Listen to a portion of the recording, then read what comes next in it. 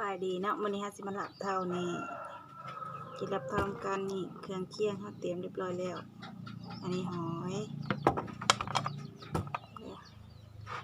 มา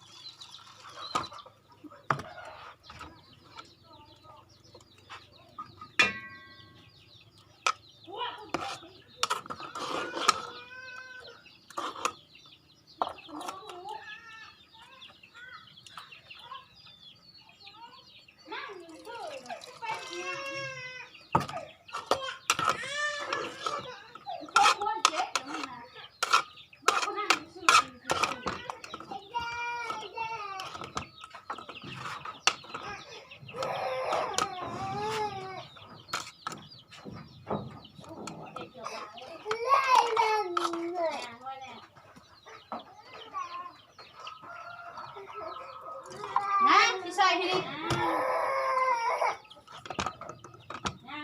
ป้ามือก็ดีเอาเลยเป็นอะไรเลือล่มบอก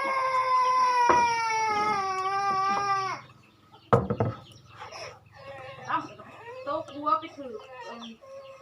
โต๊ะ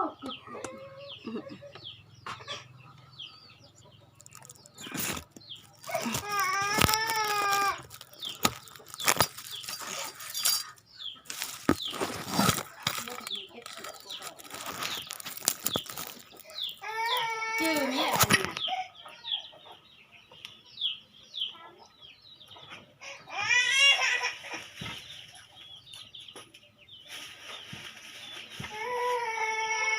ไม่เช่าเลย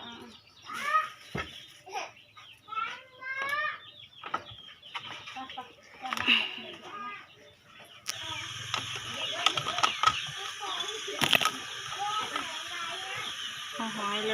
ยนี่คือหอยเป็นหนักผัก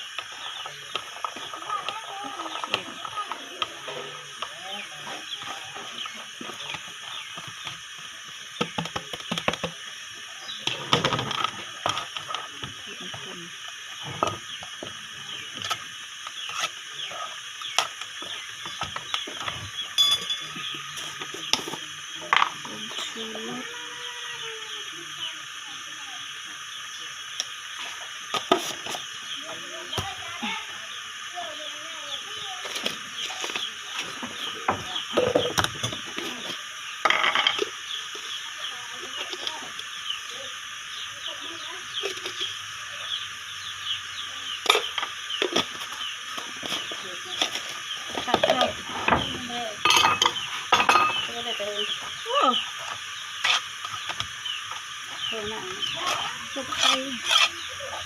ขีดลงมาต้มหอยกับกินหอยหอยน้องเนี่ย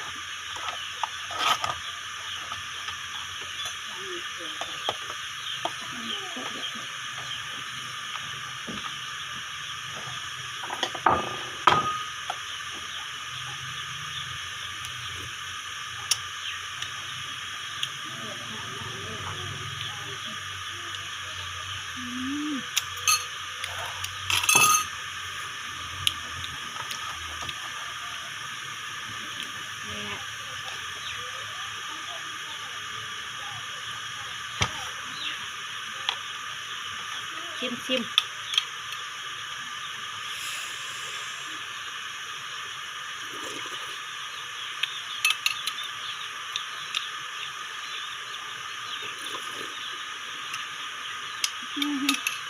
ครับ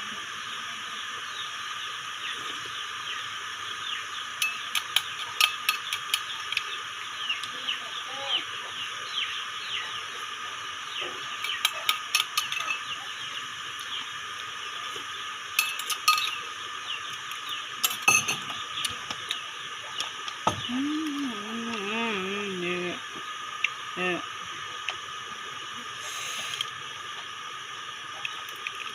ละเท้าเดี๋ยวกับแซ่บชิมจะทำชิมให้เบิ่ง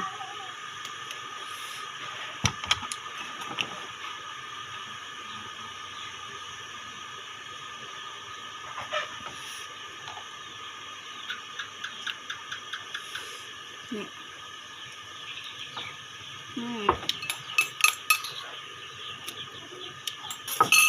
แซ่บชิมคำนี้คำที่ถ่าย